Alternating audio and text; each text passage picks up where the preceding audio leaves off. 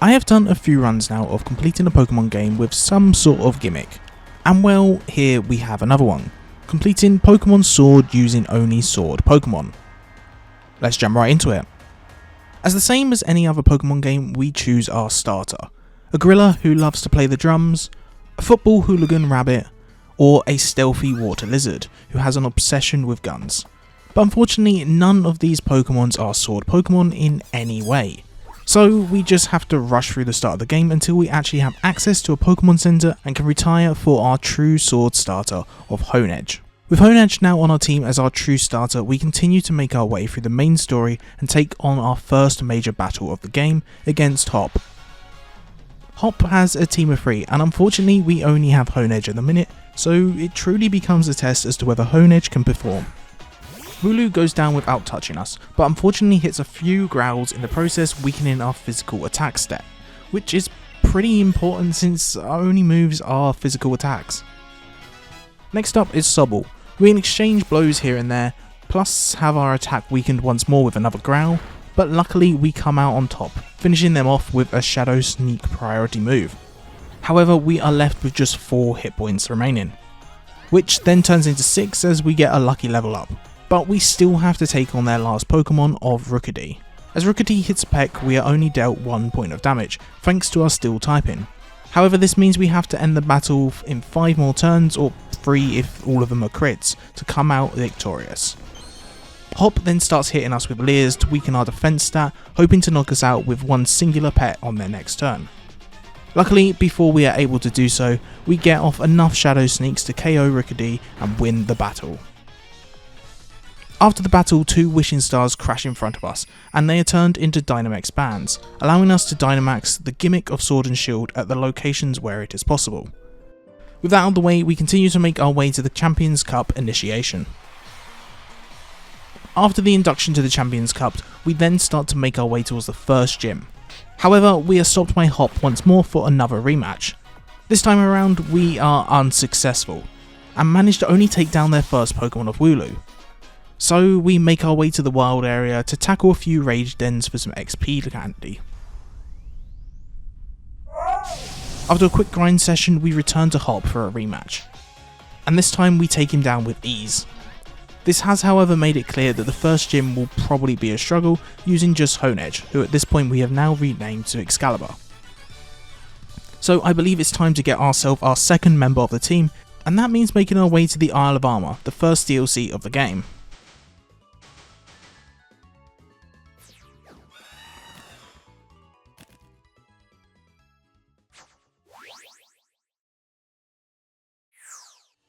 After a quick introduction to the DLC to unlock the ability to explore the island more freely, we have to change the date on our Switch to get our new team member since they only spawn during certain weather conditions.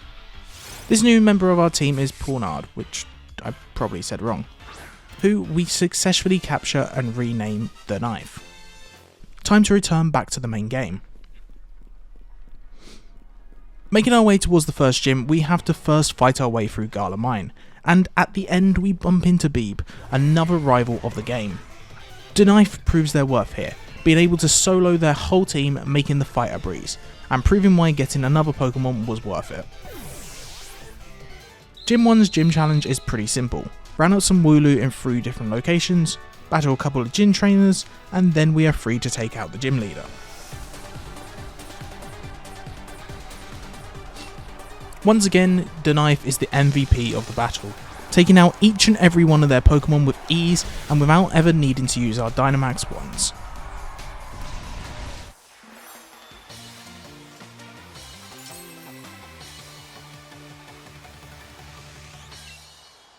With Gym 1 now completed, we are able to make our way to Route 5, where another member of our team is waiting, Galarian Farfetch'd, who we name Sir Leek. But it isn't the Farfetch'd we are actually after, but their evolution of Surfetch'd. By hitting 3 crits in one battle, Farfetch'd reaches the criteria to evolve. Simple enough. Sir Leek the Surfetch'd is our newest team member. It isn't long until Sir Leek has their time to shine. Over on the ridge to Route 5, we bump into Hop once more for another battle. They start the battle off with Wooloo, but Sir Leek makes short work of them with a crit super effective Rock Smash. Next out comes Corvisquire. We tried the same move again, however it doesn't play out the same this time. I thought Corvisquire had gained its steel typing by this point, but it turns out it's not till its final evolution. So Rock Smash would have done neutral damage, but since it's still pure flying, it barely scratches them. We then get hit by a Leer, but this time around a crit Brutal Swing finishes them off. Hop's final Pokemon Sobble. We trade Brutal Swings for Growl and Rounds, slowly bringing down Sir Leek's power, but due to the high crit chance of us holding the Leek, the stats aren't too much of a concern thanks to crits ignoring them. Just when the fight looks over, Hop uses a Super Potion bringing Sobble right back up, but it is to no avail, as a few more turns later Sir Leek finishes them off, winning our latest rival battle. We can then cross the bridge and make our way towards Hilbury and the second gym. Gym's 2 gym puzzle is fairly straightforward. We make our way around the room, turning on and off different coloured pipes of flowing water until we create the perfect path to reach the end of the room, allowing us to take on the gym leader Nessa. Nessa starts off with Goldeen, and us with Sir Leek. Outspeeding, we initiate the battle with a Brutal Spring and get hit by a Water Pulse in return. Unfortunately, luck is not in our favour, and the 20% chance to get confused hits.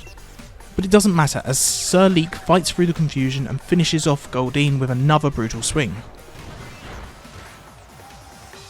Arrokuda is out next. Once more, we hit through the confusion, bringing Arrokuda down to a quarter health remaining. We get hit by a Whirlpool in return, and unfortunately it has the side effect of dealing a little bit of additional damage at the end of each turn. Biting through the confusion for a third time, we finish off Arrokuda with yet another Brutal Swing.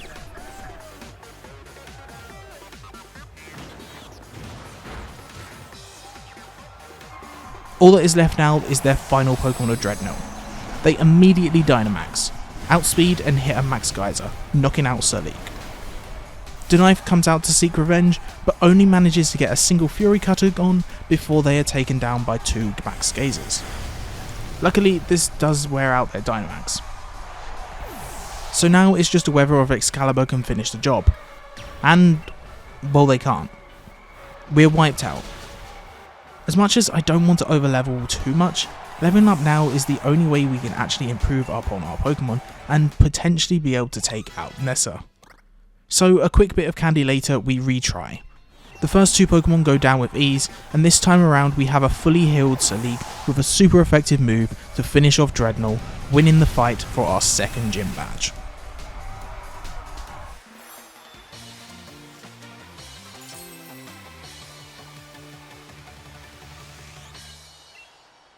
Bede is waiting for us in Gala Mine number 2, but he is no challenge for us at all, with Excalibur and Denife easily being able to take out their entire team.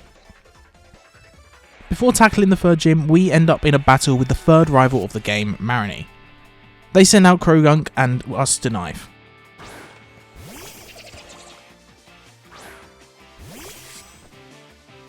Hitting a Metal Claw brings them down to half health, but in return we get knocked out by a singular Revenge. Excalibur then comes out to take revenge, going for an Aerial Ace to finish them off. But beforehand, a Sucker Punch deals just under a quarter damage.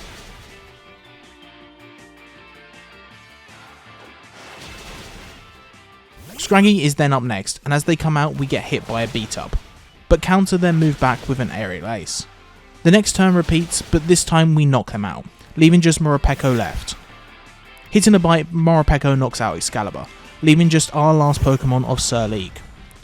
Thundershock, Rock Smash, Heal, Rock Smash, Thundershock, and then another Rock Smash to finish off Morpeko. Marini is defeated, and it is time for the third gym.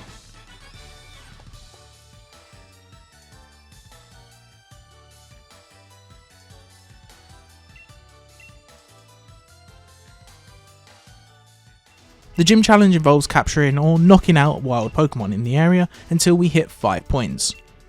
The challenge is simple enough, and it doesn't take long until we can challenge the gym leader Kaboo.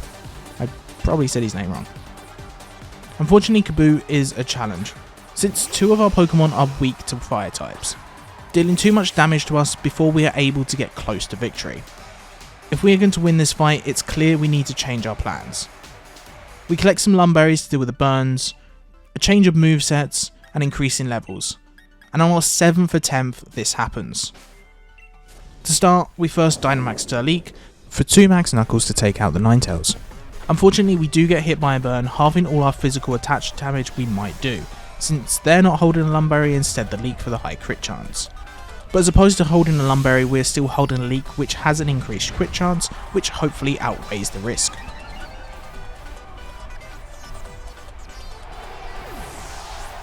Arcanine comes out next, and with our final Max Knuckle, followed by a Brick Break, we take them out. All that's left in our way now is Centipede. And, well, it's easier to show than explain this fight.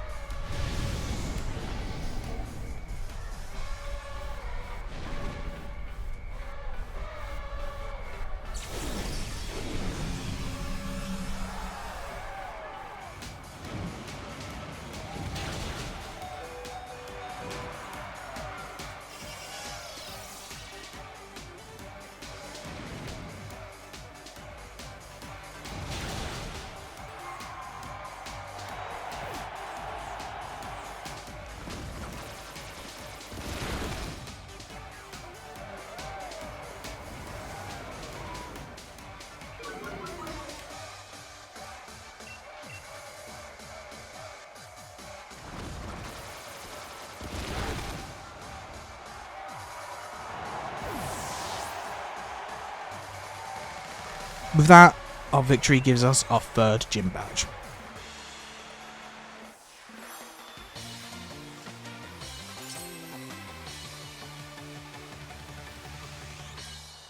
Time to make our way towards the 4th gym. Along the way, we get ourselves an evolution. Excalibur evolves into Dewblade, and from there we use a Dust Stone to bring them to their final form of Aegislash.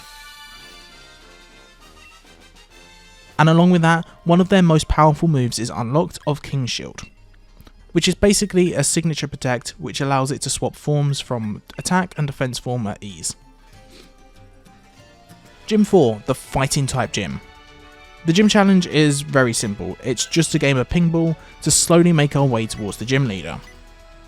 Starting off the battle, we set up 4 sword dances to max our attack stat, and fly through the first 3 Pokemon, one hitting them with Iron Head.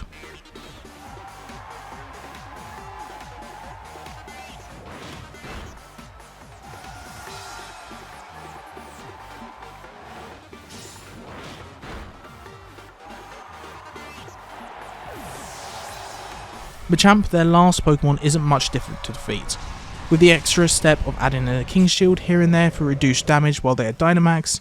An easy gym battle and an easy badge now ours.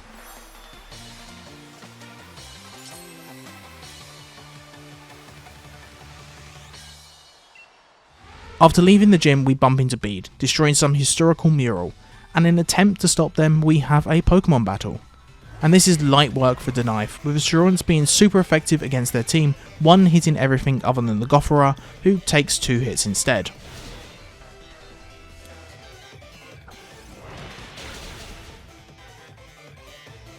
With Bede defeated, more of the story unvolves. But enough of that, it's time to make our way to Gym 5, the Fairy type gym. Gym 5's gym challenge is just battle after battle, with a question being asked each round to either boost a stat if answered correctly, or reduced if incorrect. Now for the gym leader. Denife manages to barely take out their first Pokemon of Weezing, and due to it barely being able to deal much damage to their Malwao, we swap out for Excalibur.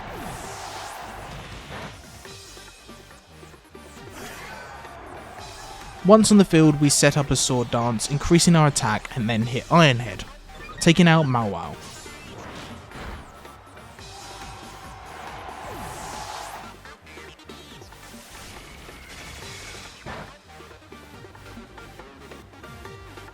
Togekiss goes down to 1 more Iron Head.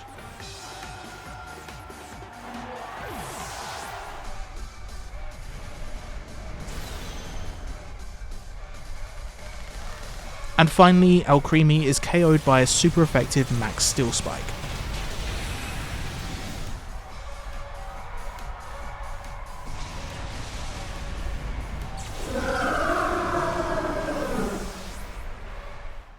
Knocking out our 5th gym badge.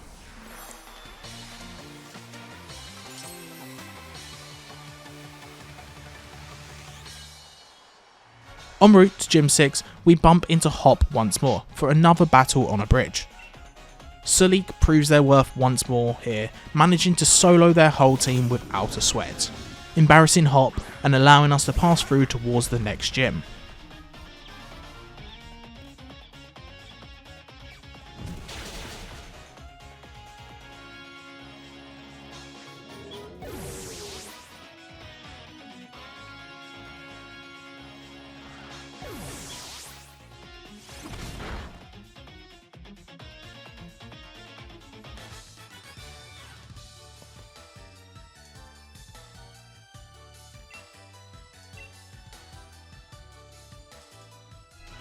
Gym 6 Gym Challenge involves us having to make our way through a field with hidden holes, using a metal detector to find out where they are in 3 different sections to make our way to the gym leader. Gordy, the rock type gym leader.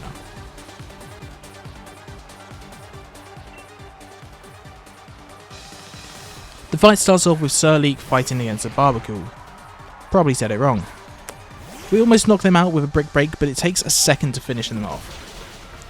Out next comes Stone Journal, but compared to Barbacle, a brick break takes them out in one hit.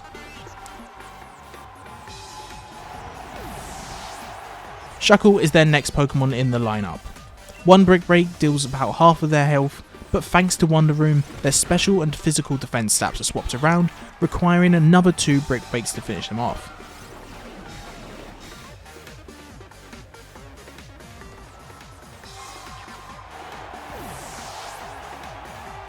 Now for the final Pokemon of Colossal, who on entry is Dynamaxed. Sir Leek is also Dynamaxed in return, and thanks to a Max Guard we managed to avoid their first Max Flare.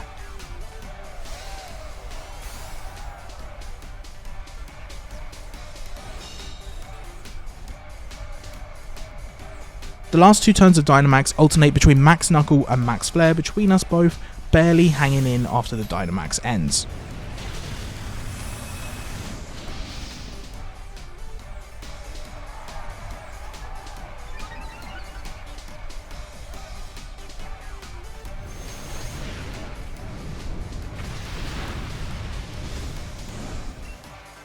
Thanks to us outspeeding, we are able to hit one final brick break to close out the battle, and we are awarded the 6th gym badge.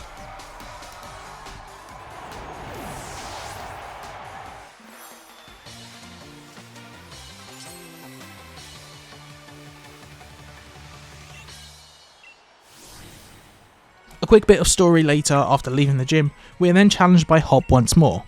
But although there were some close calls, it's nothing our team wasn't able to handle. With Hop being put in his place once more, we can make our way down Route 9 towards Gym 7.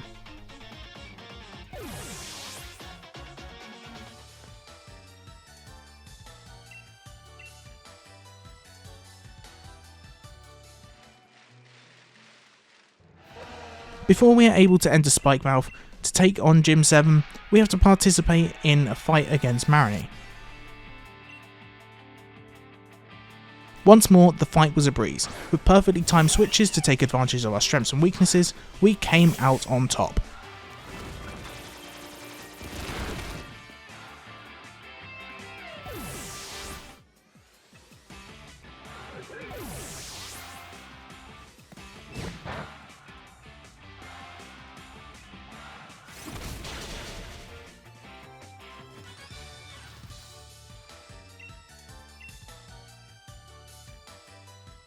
Gym 7's Gym Challenge is one of the most easiest so far, as it is just a straight walk fighting against Team Yellgrunt after Team Yellgrunt, until we are able to take on the gym leader of Piers.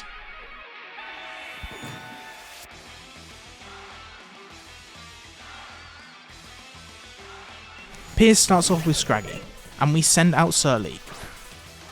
After getting flinched on the first turn, we then knock them out on the brick break the turn after, thanks to a crit.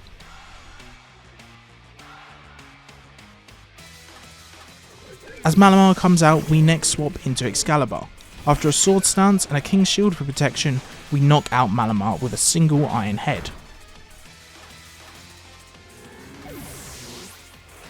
Obstagoon is out next, but before Excalibur can do anything, they are knocked out. Sending out Sir Leek, we hit a Brick Break, get a crit and knock out Obstagoon in one hit.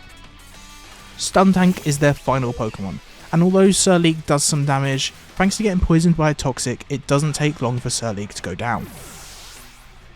To finish off the job, we send out the Knife, and 2 slashes later, Stuntank falls, awarding us the victory and the 7th gym badge.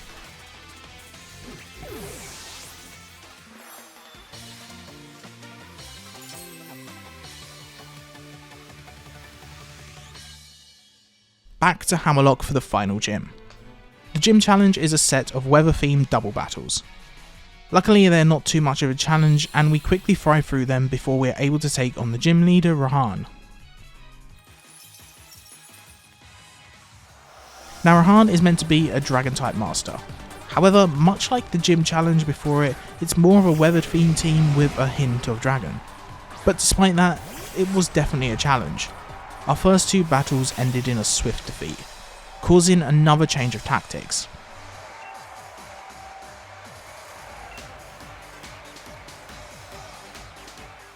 So instead of overleveling too much, we do evolve the Knife into Bisharp, the last evolution for our team. Luckily this is enough and the battle goes as so. Flygon and Gigalith are sent out setting up the sand while we return with the Knife and Sir Leek. Flygon starts off with a Breaking Swipe, but in return we hit a Brick Break and a Night Slash to knock them out. Gigalith then sets up Stealth Rock. Sandaconda comes out to replace Flygon. Once more we hit a Brick Break and a Night Flash into Sandaconda, dealing just over half damage. They return with a Glare, paralysing Sir Leek, and Gigalith knocks out the Knife with a Body Press. Excalibur comes out in their stead. Shadow Ball knocks out Sandaconda.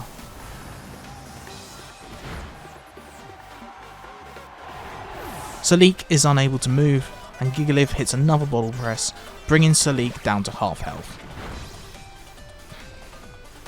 Duraludon, I always pronounce their name wrong, enters the field and is Dynamaxed, and in turn we Dynamax Excalibur. They hit a Max Knuckle on Sir Leek, who barely holds on. Excalibur returns fire with a Max Phantasm, bringing him down to red, and luckily Sir Leek fights on despite being paralysed, and finishes off Delirium, which I probably said wrong again, with a Brick Break. Another Body Press from Gigalith comes Sir Leek's way, but they hold on with just a fraction of health. The fight then comes to a close with 1 Max Steel Spike knocking out Gigalith, leaving us with the victory and the 8th and final gym badge.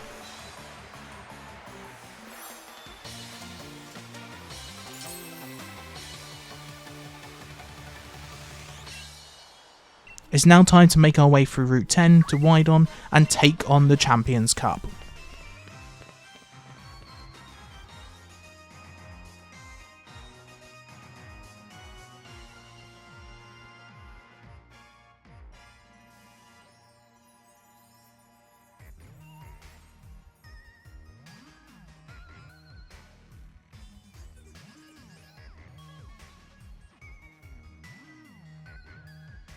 The Champions Cup.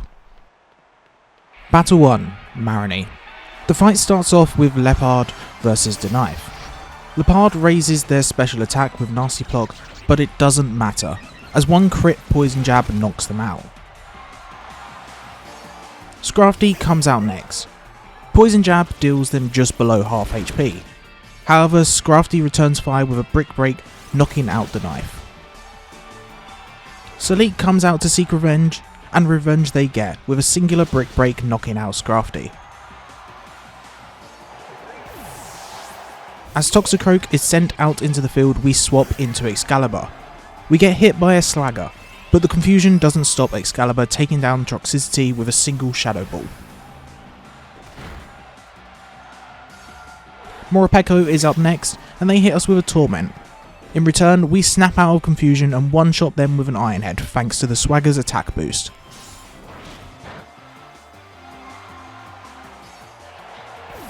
Grimmsnarl. Their final Pokemon is taken down with ease thanks to a max Steel Spike, winning the first round of the Champions Cup.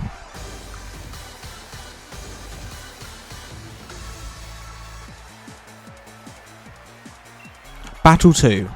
Hop.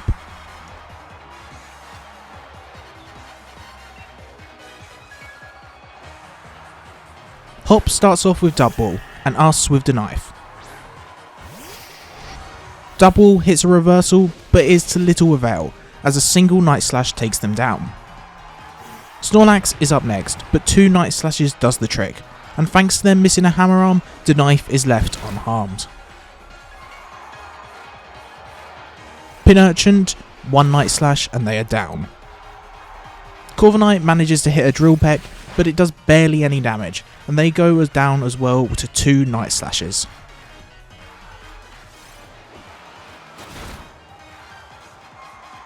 It's now time for Inteleon, Hop's final Pokemon.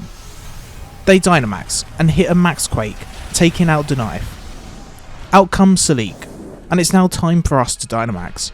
Although we get hit by a Max Quake, Salique is barely scratched and returns with a Max Overgrowth, taking down Inteleon, winning us the second round of the Champions Cup.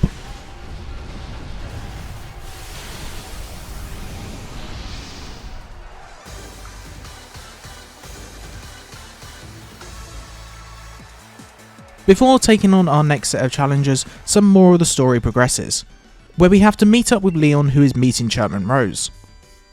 Rose's employees have been tasked to stop us from making our way to the meeting, but they prove no avail at all. Even their second in command is no issue at all, and they are taken down with ease.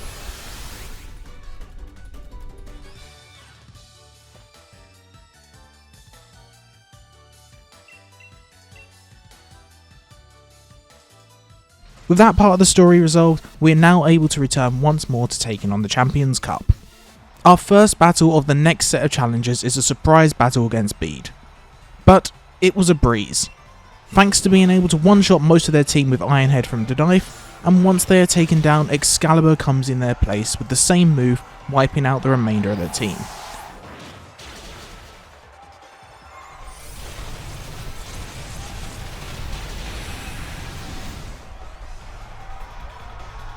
An easy third battle.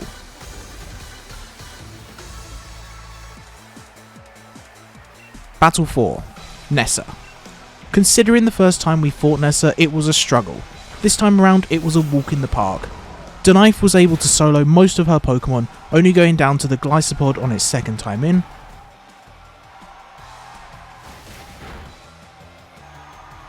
But this allowed us to have a free switch into Sirleek, who could finish off Glycopod and then one-hit their final Pokemon of Dreadnought with a Max Overgrowth, finishing the battle with ease.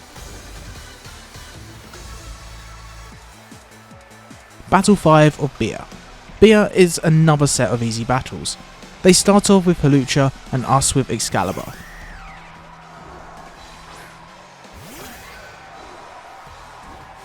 While Hawlucha keeps on bouncing, we are able to set up 3 sword dances.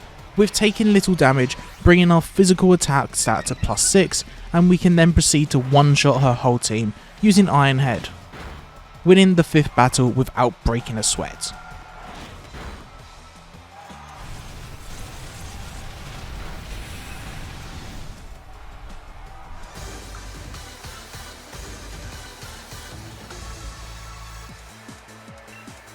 Battle 6. Rahan.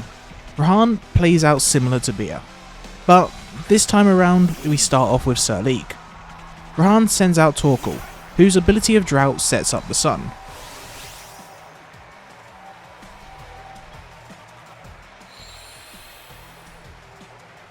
While we set up a single sword dance, we are hit by a one-turn solar beam, dealing about a quarter of our health. It doesn't make much difference though, as we are able to knock them out with a singular Brick Break. Out comes Tutorial. Probably said that wrong. Rather than attacking, they keep on using Shell Trap, their signature version of Protect. This is a big advantage for us though, as it allows us to set up sword dances for max attack, and we can then alternate between sword dance and deflect to wear down their shell traps PP. Once they run out of PP, one brick break and is all it takes to take them out. And thanks to having max attack stat, we are now able to one-shot the rest of their team, winning the 6th battle and now have the chance to take on Leon for the championship title.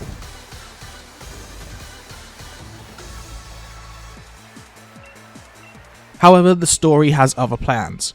Before the battle commences, Chairman Rose initiates his plan to supply Gala with unlimited energy, which is doomed to fail, so it's now up to us, an 11-year-old child, to stop him.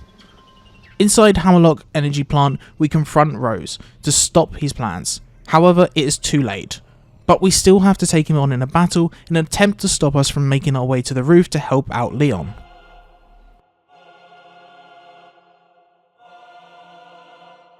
Rose's whole team is built around the steel typing, and this is perfect for us, as we are able to send out Sir Leek with their fighting type move Brick Break to one-shot his whole team after setting up a singular sword dance on the first turn.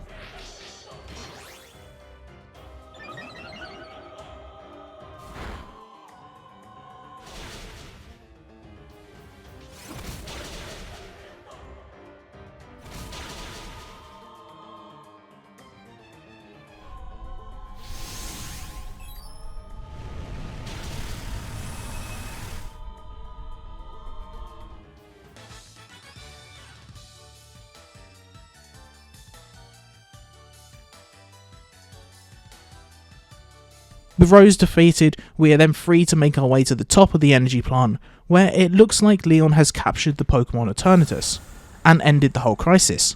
However, it is not the case and they break free. It is now up to us and Hop, along with the legendary Pokémon Zamazenta and Zacian, to stop them.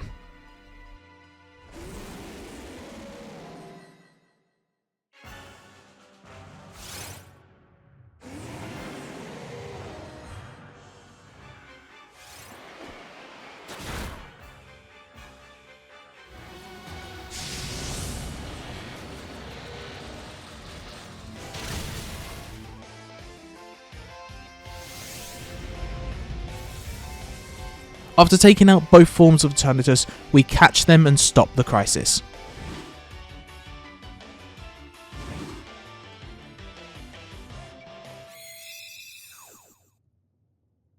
Unfortunately, they're not actually a sword Pokemon, so they'll just live in the box. With the crisis now dealt with, we are finally able to take on Leon for the championship title. And well, it is a tough battle. The first 7 attempts end up in a defeat. It's a hard task to take on a powerful team of 6 with only 3 Pokemon. After each of our defeats, we level up 1 level, hoping it's enough, and this should hopefully stop us from over-leveling, making it too much of a breeze. Another step we take to improve our team is we catch a load of wild Duskulls in the wild area. Since they have a 5% chance of holding a spell tag, an item which boosts Ghost type damage moves by 20%. This will be incredibly useful for Excalibur to hold, for both its increased damage and the ability to help us deal with Leon's first Pokemon of Aegislash. With all our preparation complete, attempt number 8 begins.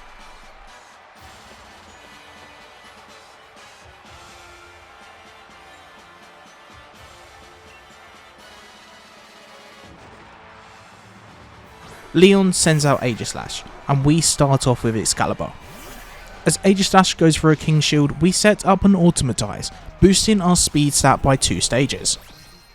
We are then able to outspeed and hit ourselves a Shadow Ball, knocking out Aegislash. Next, out comes Cinderace. Dynamaxing Excalibur, we hit a Max Phantasma, KOing Cinderace before they have a chance to move. This was the reason for the Automatize, so we can outspeed and KO Cinderace before they one-shot us. Next up is Haxorus, and once more we Max Phantasm for the KO.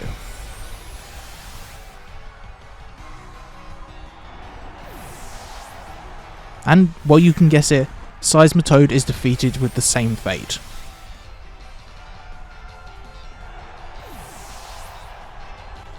Although this marks the end of our Dynamax. Dragapult is next up, and luckily we are still able to outspeed this Speed Demon and knock them out with a singular Shadow Ball.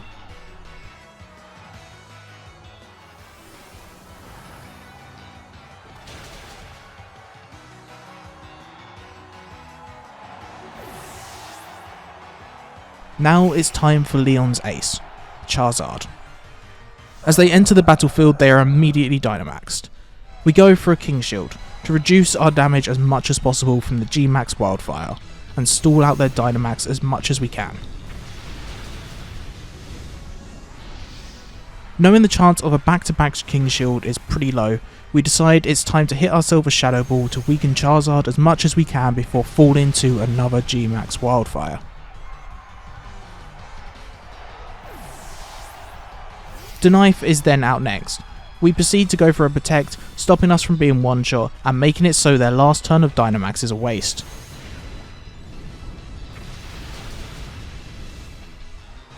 Knowing Charizard will go for a Fire type move, we swap out into Seleek, only being scratched by the incoming Fire Blast.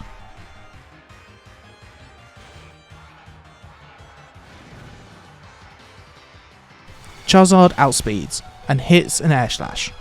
Seleek barely holds on with 10 HP, getting a Brick Break off before leaving Charizard in the red. Leon heals up his Charizard to full.